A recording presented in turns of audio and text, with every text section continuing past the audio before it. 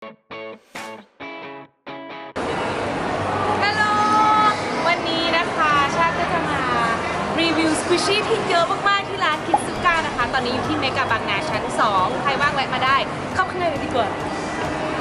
เห็นคนหัวชมพูเดินอยู่เกิดไม่ได้เตรียมกันนี่มีพี่สแตมมาด้วย สแตมแมนคิดคือชอบสแตมแมนคิดนะฮะวันนี้ก็มาเจอวิชาครั้งแรกเลยดีใจจัง แล้วเราจะมาดูสควิชชี่ที่ ใช่เยอะมากเลยใช่ค่ะดูเลยอยากรู้เลยถามจำได้ ไม่ที่มีอันใหม่ใช่ไหม ใช่อันนี้คือฟุกุชิแต่เป็นของช็อปกี้นะชาน่าจะคุ้นกว่าแตมเพราะว่าอยู่สายอเมริกา ใช่สควิชดิลิชนะคะนี่ก็คือของช็อปกิ้ง แล้วก็มีคลิปแกะแล้วมีคลิปแกะด้วย ใช่ มีช่อง เรา แต จะ ม มาแกะกันแล้วไปดูช่องแตมได้นี่อันนี้คือ คือแต่นี่หอมมากนะ หรอ ลองดู นี่คือไม่รู้เรื่องสควิชชี่เล ใช่ ยนะ อันนี้คือแบรนด์ของชวาเป็นแบรนด์คนไทย อันนี้ล่ะ นี่เป็นแอปเปิล Already กาแล็กซี่นี่เป็นของจีนงานจีนนะฮะ นุ่มไหมอ่ะ นุ่มทุกอัน อันนี้คือกระดูกทอยบ็อกช็อป ผมว่าใครทำเยอะเหมือนกัน มีความแกะได้เลยเหรอ อันนี้คือยูนิคอร์นน่ารัก อันนี้เป็นส้มของวีลัมโพ ไม่ใช่สับปะรด นี่ลองจับดูนี่ อุ๊ เป็ ย น มี ไง ความแกะมันนุ่มจังเลยอ่ะจังเลยอ่ะสอนซี รอมันคืนก่อน เฮ้ย มันยัง คือมันสโลว์มาก นี่นะเวลาบีบก็นี่นะฮะใส่เข้าไปเลย อ๋อ ค่อยๆปล่อยทีละข้างอย่างงี้ แต่ฟาโลจริงเนี่ยฟาโลมาก นิ้ ยว อดนี้ นิ้วแทบอยู่นี่เลยอ่ะ คือมันนุ่ม ใช่ อย่างนั้นเลย ดีนะ เก็บเข้าไป เก็บเข้าไป อุ้ยอันนี้เอาปากกายักษ์หนูยักษ์มากเลยอ่ะอุ้ยนี่น่ารัก ของ ส้ว ต้ว ม มของต้วม ของทอยบ็อก ชอบอะไรแปลกๆแล้วของต้วมแต่ก็น่ารักดีชิ้นใหญ่ชิ้นใหญ่ชิ้นโต ไหนมีอะไรอีกอันนี้อะไรอ่ะ แล้วก็นี่กลิ่นหอมมากต้องแต่เราดมกับดมอันนี้มันจะเป็น โอ้ยใช่เห็นอันนี้ในเน็ตเยอะ เน อ่ะ จีค ถู รับ กอ่ะ คุณนี่มารู้แบรนด์ดังแบรนด์ ห ดั อง มมากด้วย นี่ใช่ให้ดมนี้ เฮ้ยเอ้ยหอมเหมือน ยี่ห้อนี้หอมมาก เหมือนฟ็อกกี้สตรอเบอรี่เลยอ่ะ ใช่หอมมาก อันนี้ก็หอมหมดเลย หอมมากคุณ มีแกะ อันนี้ของแบรนด์ของแบรนด์ไทย นี่ของ แต่ฉันเรียกมาให้นางไงเอาเนี่ยไอ้ตัวมาให้นี่เดี๋ยวก่อนเอาของให้ก่อนนี่เอามาให้ ให้ด้วย นี่มีมงกุฎที่ถามหา อ๋อ นี่ มีมงกุฎ ใช่ตัวนี้ King เบอ Berry รี่โอ้โหมาถึงก็ปีอย่างนี้เลยชอบไม่เดี๋ยวอีกแม่พี่ชาเขาจะกลายเป็นคนรีฟูกุชิที่ดังแน่นอน โอ้โหสาธุ เออ ต่อด้วยอันนี้นี่ทำไมนี้หนักจังเลย เป็นจิงซูแตงโม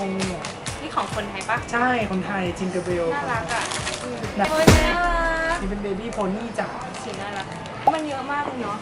อะไร แล้วอันนี้ฉันก็เห็นบ่อย ใช่นี่เป็นเขาเรียกว่าเจ้ากองอ่ะแบรนด์คนไทยแต่ทอยบ็อก ก้องเหรอ เขาเรียกกองทำไม ก็จีได้อย่างเงี้ยเหรอ เป็นกล่อง ใช่ใช่ อุ้ยอันนี้ก็แกะใหญ่จังเลย ใช่แพทแพทซู นี่อันนี้เคยบีบน้องแบบที่แนะนำให้ฉันเป็นสควิชชี่อ่ะซื้ออันนี้มาแล้วก็บีบคือมันสะใจมากอ่ะ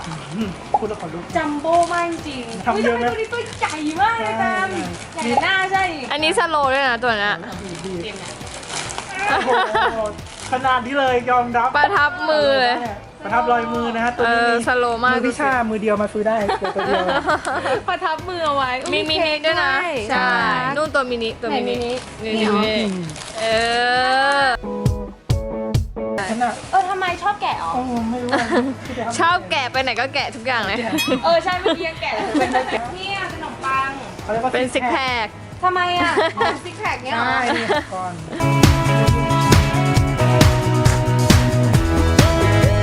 หรอไม่ใช่เดี๋ยวต้องเปิดออกมาก่อน งงเด้ เปิดออกมาก่อน ใช่เปิดออกมาแล้วมันจะมีรูปถั่วอยู่2ลูก นี่นะคะรัสเชียนดอล เขาเรียกว่าเบบี้ซันชายนะเป็นตุ๊ก เบ ตา บี้ซันชายเหรอ ใช่ อันนี้คือ คิว คิววี เฮ้ยอันนี้น่ารักเลยชอบอ่ะ ซอส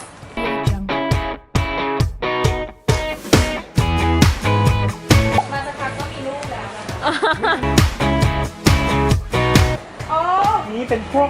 อันนี้เขาจะเรียกว่าเป็นสกุชี่แท็ก ทำไมอ่ะทำไมแท็กอ่ะ เพราะมันเนียน ทำไมแท็ก เพราะมันมีแท็ก ใช่เขาก็เรียกว่าสกุชี่แท็กมันจะแตกต่างกับสกุชี่ในแพ็กเกจ อ๋อ แค่ไม่รู้ทำไมเขาเรียกอย่างนี้ไม่เข้าใจเหมือนกัน อันนี้ของแต้มนี่ ใช่เป็นมาการองแล้วทำเล่นๆน่ารัก ซุปไอ้ซุปเป็น ก็เหมือนเป็นขนมปังในซุปปะไม่รู้อ่ะ ใช่ ใช่ใช่ใช่ ขนมปัง เบอร์ ซุปเป็นขนมปัง เบอร์แล้วเบอร์ นี่คืออะไรอ่ะ ให้ทาย ให้ถ่ายว่า ปัง เกือบถูก น้ำเต้า นี่เอาตามตัวเขาเรียกว่าขาไก่ขนมปัง ไก่ ขา อะไร ไก่ไม่รู้เหมือนกันนี่มา ไก่อะไร เขาเรียกกันมานาน แต่ผู้ใหญ่เห็นเขาจะบอกว่ามันจะเป็นอุนจิหรือเปล่า เอาอุนจิก็ได้แต่น้ำเต้าก็ต้องได้ แต่เขาว่าเป็นขาไก่ ไอเนี่ยไก่งวงใช่ไหมนี่เหมือนก้นเลยอะ เรียกว่าก้นเด็ก นี่ อันนี้เป็นขนมปั ปั ง ง นี่เป็นเท้าแมว